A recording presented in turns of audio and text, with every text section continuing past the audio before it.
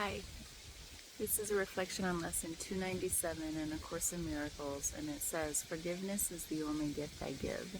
Forgiveness is the only gift I give. I'm sitting here out at Lakeland Park again, this time in a different part of the park, and I can see across the lake. My car is somewhere over there.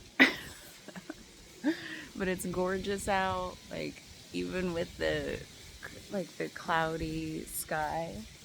That sun right there is freaking amazing. And it's so quiet because it's chilly. It's a nice chilly fall day. I only passed one other person so far. So forgiveness is the only gift I give, and it says because it's the only gift I want. All right, and like in forgiveness, what this book said in the very beginning is that forgiveness really means acceptance. I also think of it like to forgive something is like to allow it to exist as it is without any judgment. Because if you're forgiving, it's like you're basically saying, I let all of my judgments about this thing that happened or that may happen, whatever, or the way you're behaving or the way I perceive you to be, whatever forgiveness is, it's still an allowing things to just be as they are, or to say, yeah, that happened, and I'm not going to think any one way about it anymore. I'm not going to have any judgment or any resistance. Like, there's like nothing that I'm going to inject into the situation that creates separation from it. I'm just going to sit with it, be with it, allow it. So I like the word allow. I like the word acceptance. Just to allow things to be as they are. And what's funny, I just thought of this, it feels related, how I was listening to a meditation. What was I listening to?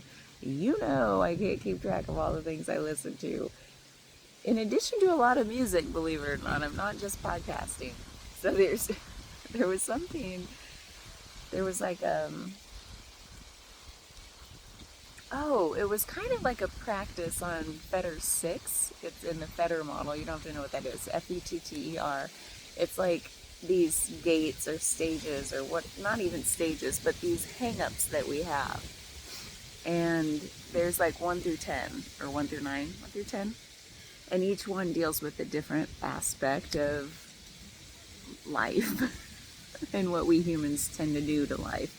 Well, the 6th one I was watching a video that had to do with that, and it was basically we look at the world not as it is, but as we are. And you've probably heard that phrase before, but it's like, which really means we are applying a filter on everything, and the filter usually has to do with what's going on in our minds.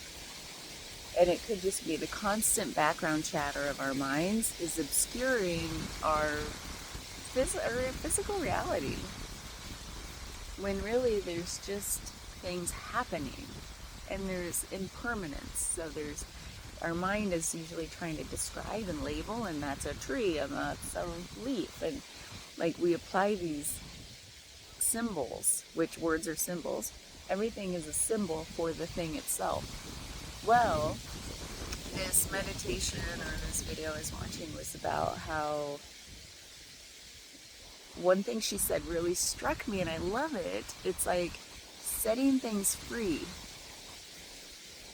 Because we hold them kind of in hostage or bondage. We hold them. We try to hold things still. And they're not still. They're constantly changing. We are. Everything is.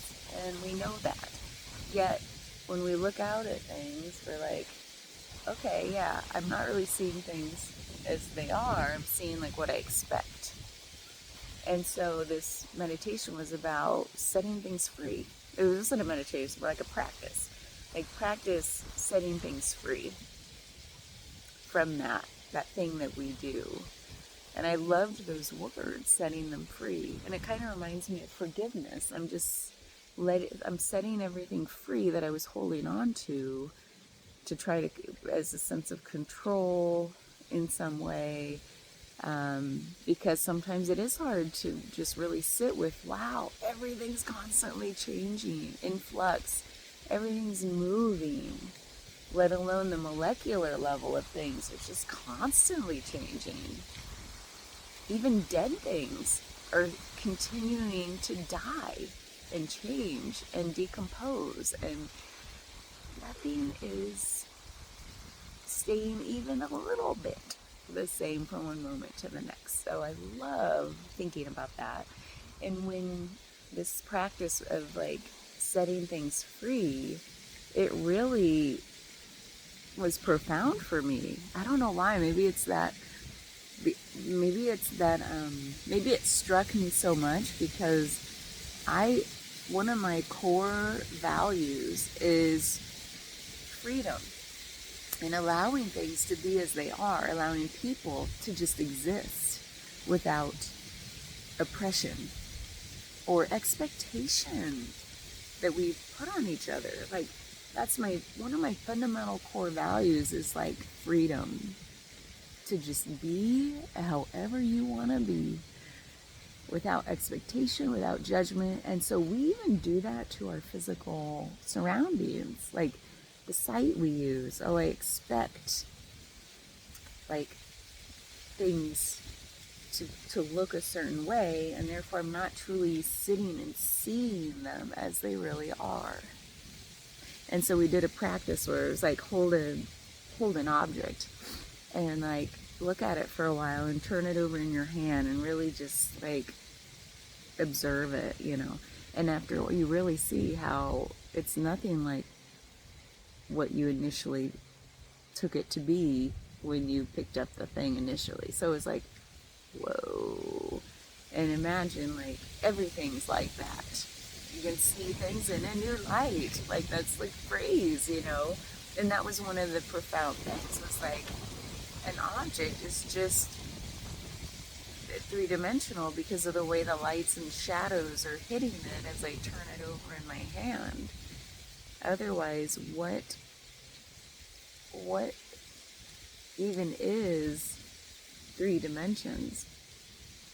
Like in the visual field,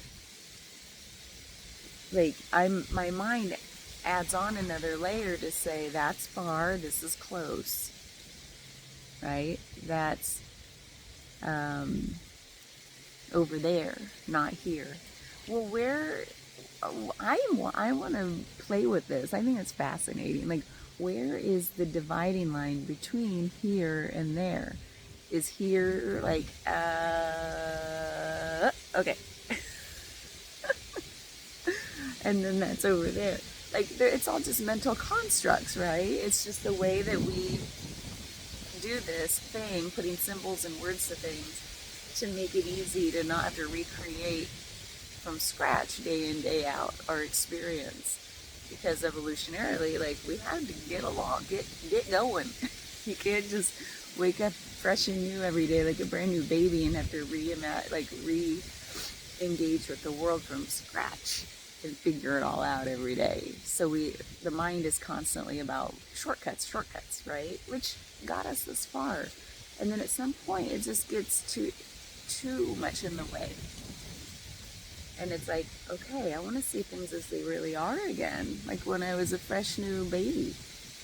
And so I've been practicing with that, like allowing things to be as they are, like that forgiveness, acceptance for just what my eyeballs are picking up, without adding on the mental layers of meaning, of description, of categorization, of that, oh, that's a color.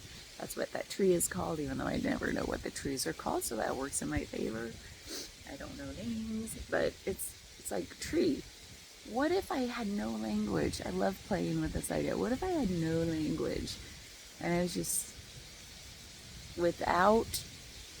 to be without thought, without language, and just let things come into the visual experience. There's just seed.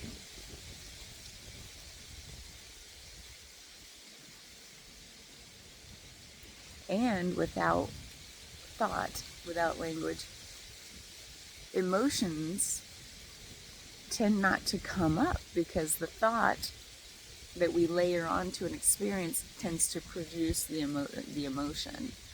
So usually if I'm having an emotion like, my God, this is beautiful, it's because a thought came in that kind of took me out of the moment to then peer back into the moment to say, wow, this is not what you normally get to look at. Take it in.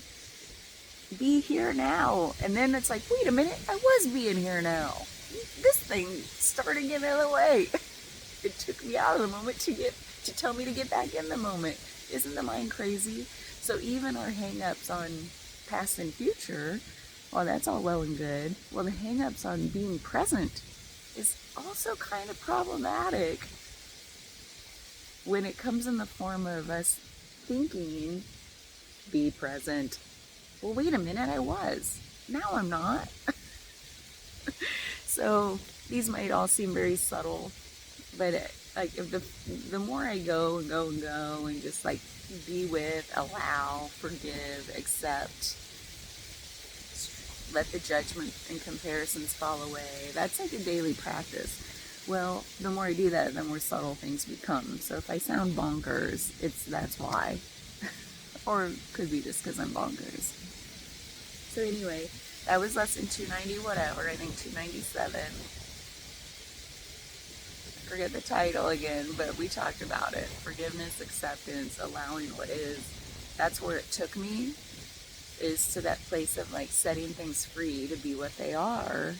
And the other thing I wanted to mention was this deep sense of humility that comes in. And I do get emotional whenever I tap into that humility because it's just so like, take my breath away.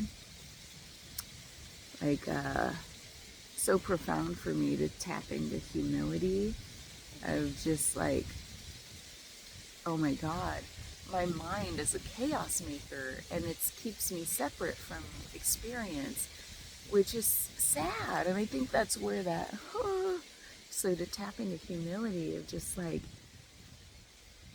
it kind of says, shh, like a little baby. Like it takes me back to being just a little baby and saying, shh, you don't have to do that.